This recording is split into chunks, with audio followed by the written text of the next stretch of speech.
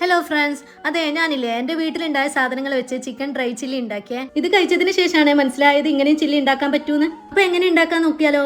ഒരു പാൻ ചൂടാക്കി 2 table spoon oil ഒഴിച്ച് അതിലേക്ക് 3 സവാള വലുതായി കട്ടാക്കിയതും സോൾട്ടും ഇട്ട് 2 മിനിറ്റ് അടച്ചു വെക്കുക.